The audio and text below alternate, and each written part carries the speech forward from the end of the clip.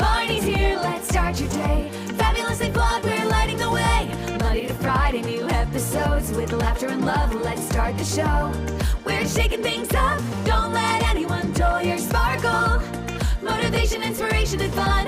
Fabulously flawed, everyone.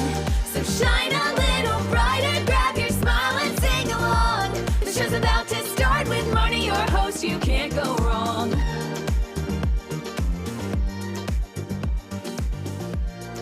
I love my jingle. I know I say that every time I start. Hey, fabulously flawed friends, fabulous listeners, fabulous everybody. Welcome to Fabulously Flawed. I am your host, Marni, and today is Thursday, almost towards the end. We're doing it, guys. And today I love to think about this Thursday, random thoughts and ways to solve some problems and things to think about. So today's episode, I'm just calling Rejection is Redirection, because so many times when something doesn't go our way, the way we think it should go, our story is already planned out. The universe has everything planned out. But if we don't get this job, or if we don't make this light, or if I don't get this specific flight, you're just, oh my gosh, my life is over. When really you're being redirected. You didn't get this job, but you know what? Something better came along, a better offer at a different company. And there's a story I just wanted to share in my world, how thank goodness this rejection really led to redirection. Now, I don't want to consider myself, when my daughter was little, a stage mom, but Taylor had so much talent as a little girl that I basically tried morphing her into Britney. She didn't learn how to walk. I put her in front of the TV so she could learn to dance, and she would bounce. Well, of course I taught her to walk, but you know what I mean.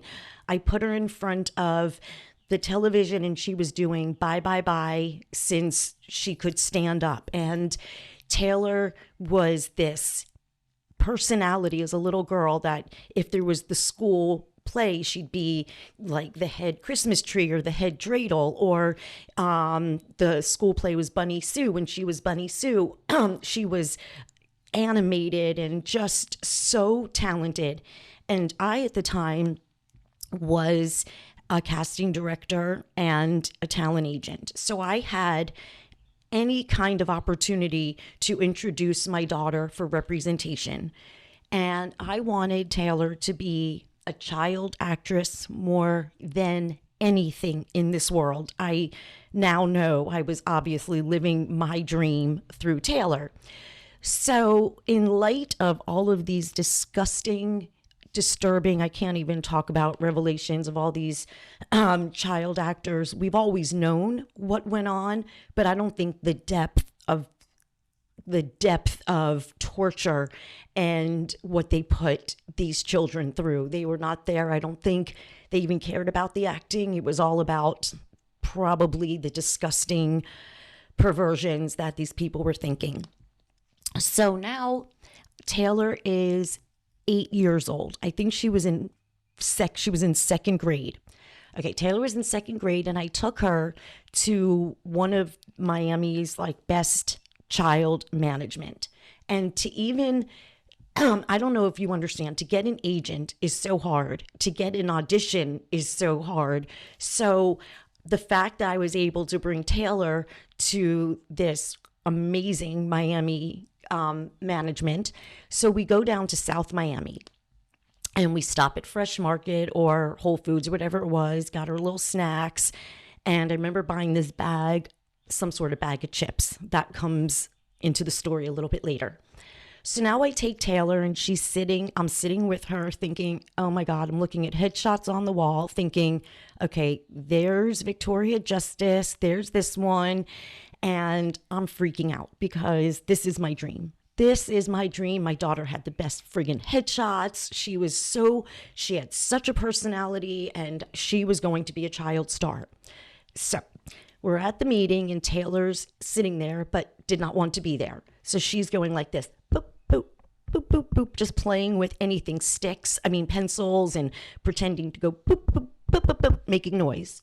Thank you. There was an angel in my daughter's head telling her to act that way. Then I'm like, maybe she needs to get her yayas out. So let her go outside and play in the little playground area. And she was running around and just not behaving. Thank you, angels, that were doing that in her head.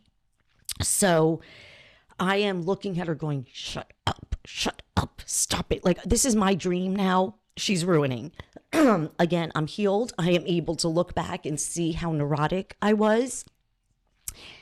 Now we leave. The livid,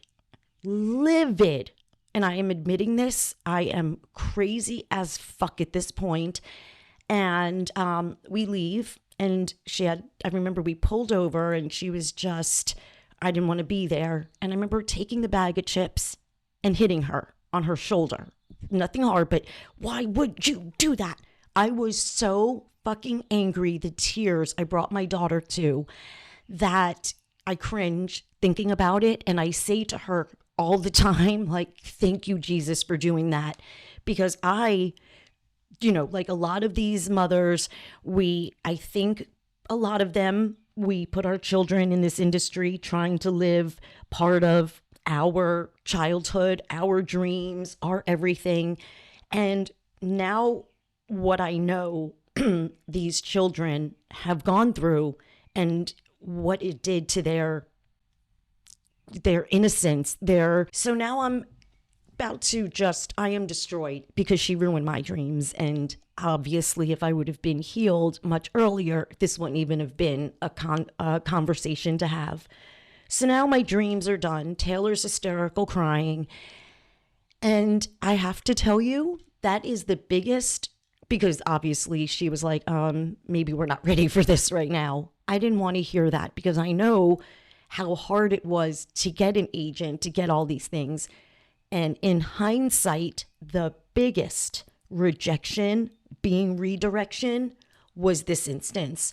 I thank God sometimes when I'm hearing stories or watching the news or just reading stories, I just say, oh my God, because I would have been a very naive mother. Not that I would have done anything gross, but, Tay, you want to stay on the set longer. They need to teach you or help you with your lines.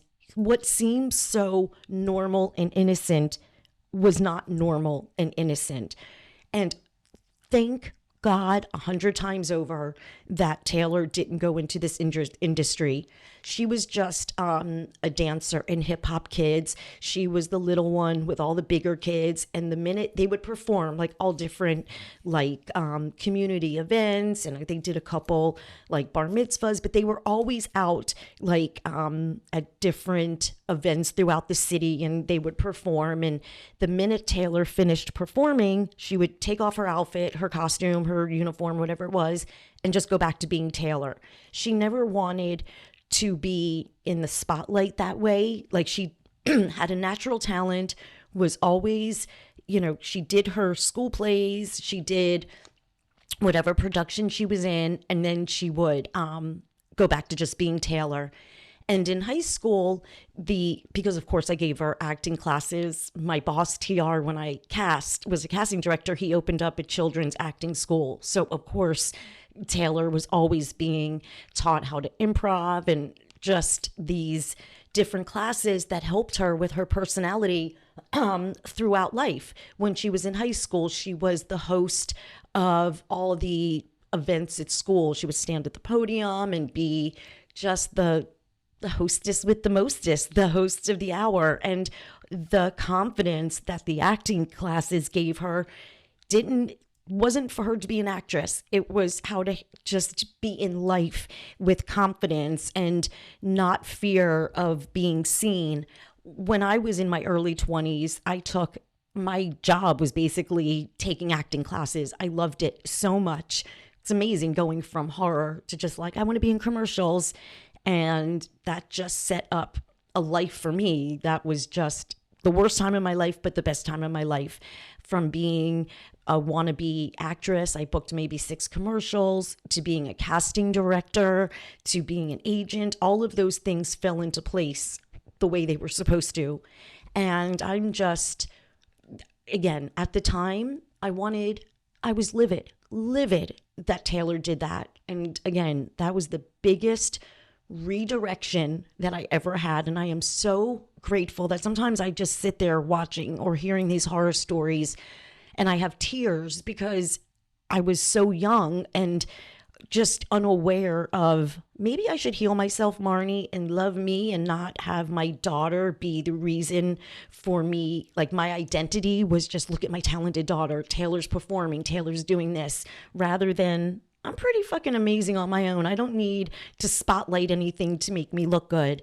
And I think it also has to do with I felt so worthless most of my life, and having Taylor like validated, I was like, cool now. Like, you guys, this is my daughter. And when she would meet people that I went to high school with, I was like, oh yeah, tell them who your mom is because hello, they love you. Look how, so we're connected. And I used to live through my child where now you got to love yourself. Love yourself, love yourself. There is nothing any outer source is going to make you happy unless you make yourself happy first. Look, it would have been a momentary joy. Taylor got this commercial. Taylor got this. Taylor got that.